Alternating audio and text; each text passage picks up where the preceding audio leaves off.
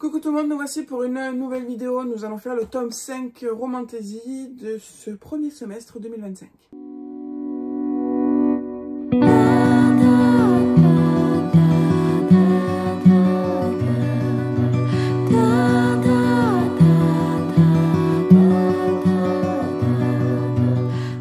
Donc je vais vous présenter 5 Romantasy que j'ai vraiment adoré. 2025 est quand même une année où j'ai replongé dans des genres que je n'avais pas lu depuis très longtemps, mais aussi des genres que j'ai découverts, des genres que j'ai toujours lus. Mais donc du coup, là, la Romantasy cette année, c'est quand même quelque chose que j'ai beaucoup plus lu que d'habitude. Et du coup, ben, je voulais vous présenter les 5 meilleures lectures que j'ai fait. Donc il y en a certaines que vous voyez déjà énormément sur les réseaux sociaux, donc je ne vais pas trop m'attarder non plus dessus parce qu'elles sont déjà très connues. Mais il faut quand même voilà, que je vous présente un minimum. Donc on va commencer par Kingwood Academy. Totalement inattendu, vraiment.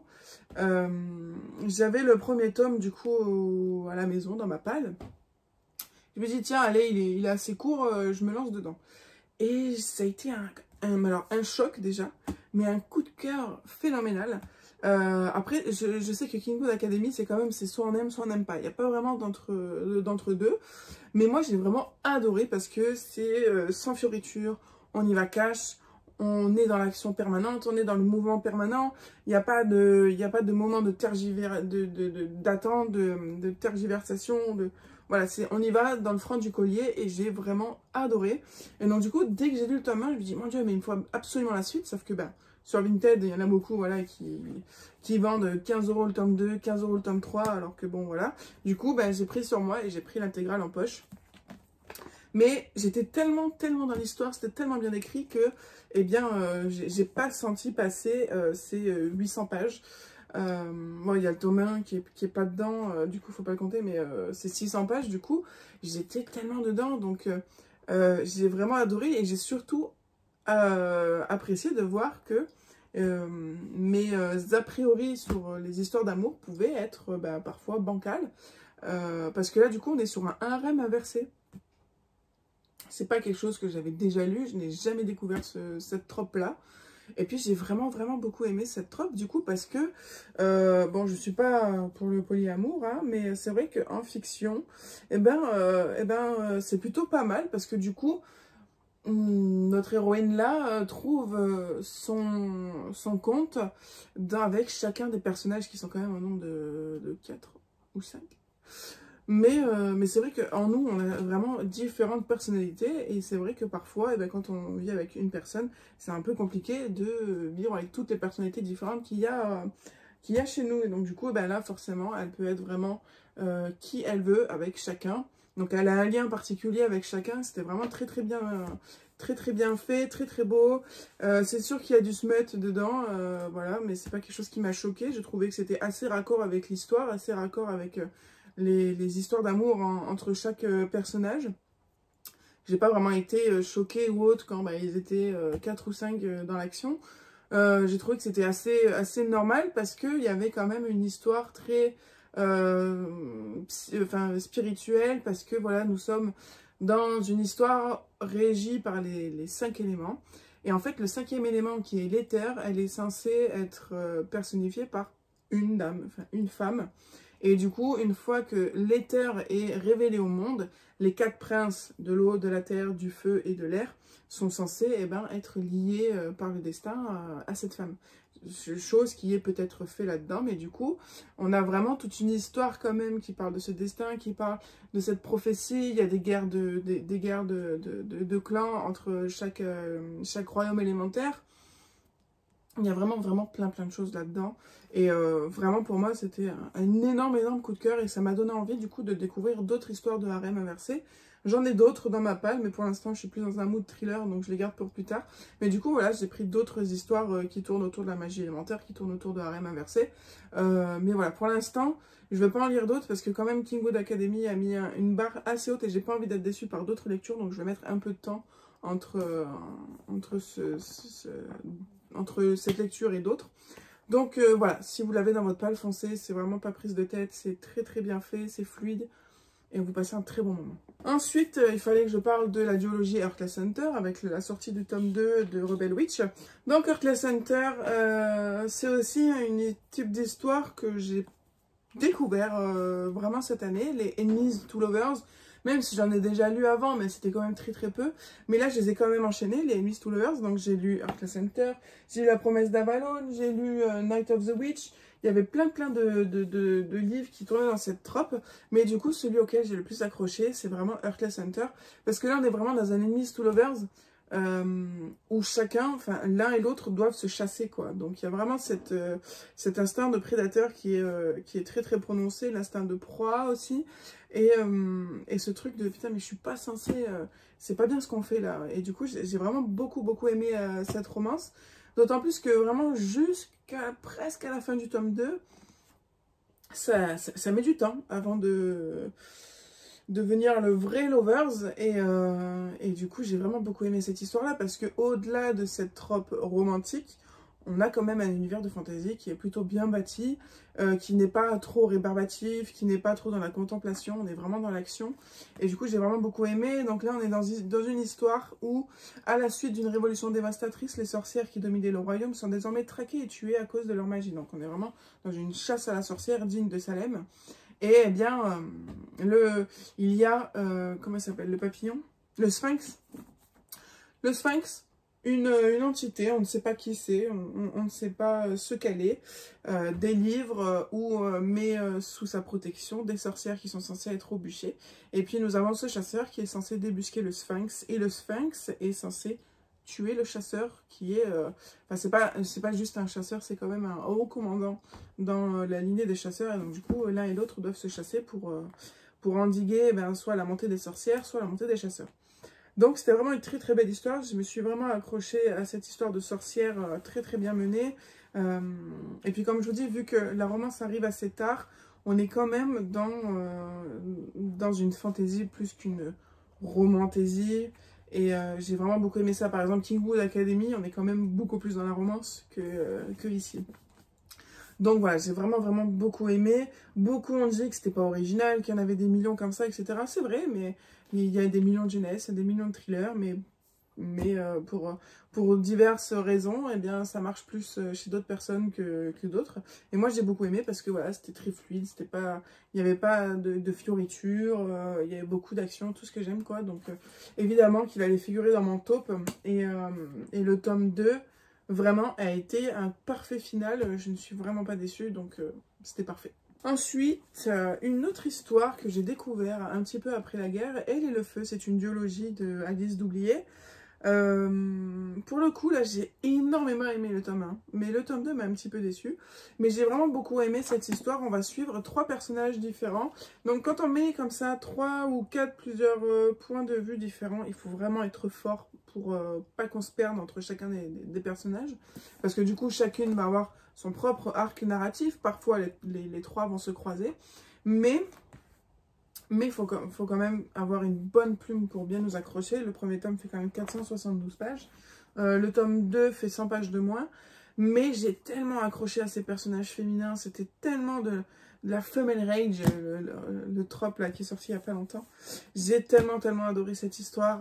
En tout cas, le tome 1 était vraiment un coup de cœur. Le tome 2 m'a un petit peu déçu parce que ça a pris de la longueur.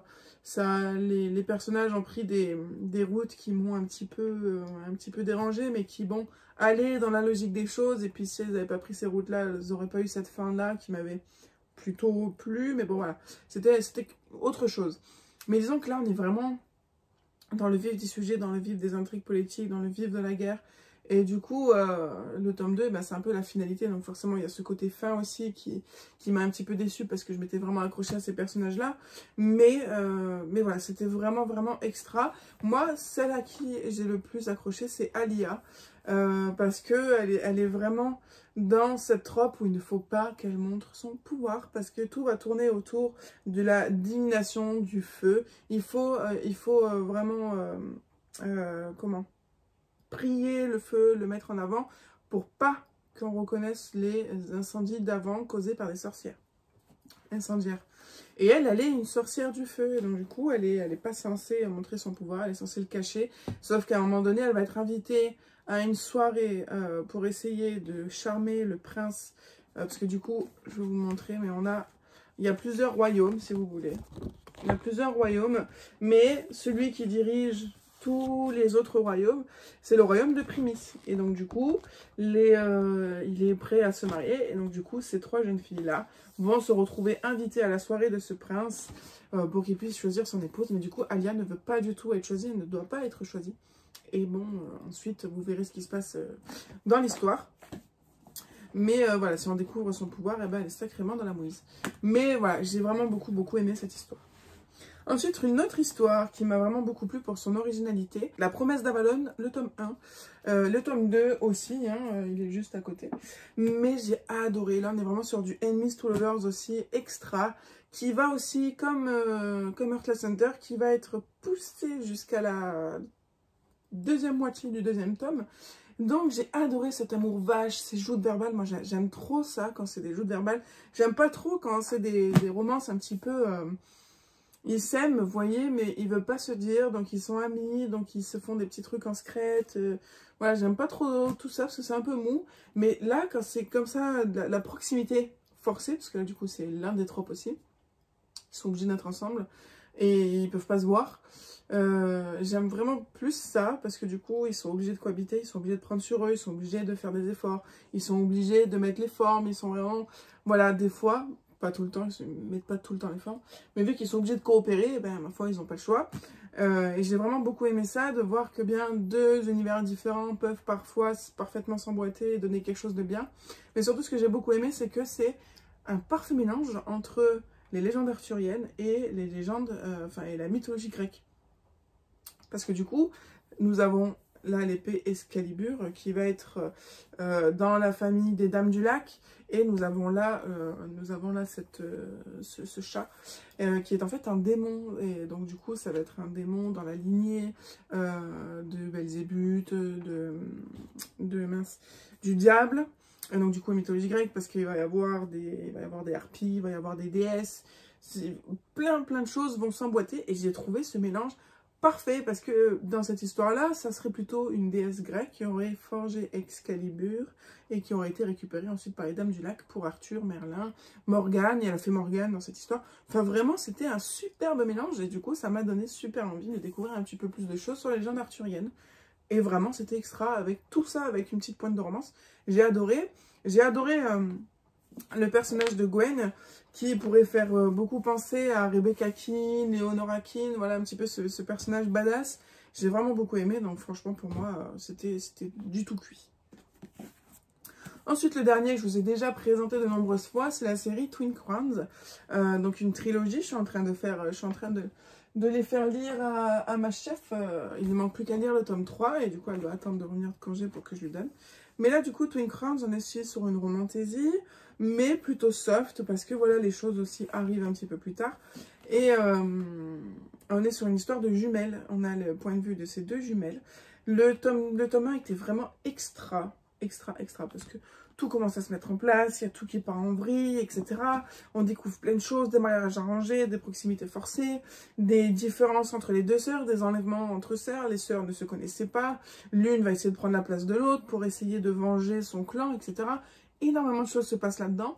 Le tome 2 est encore mieux, parce que on découvre un tout autre univers avec d'autres personnages.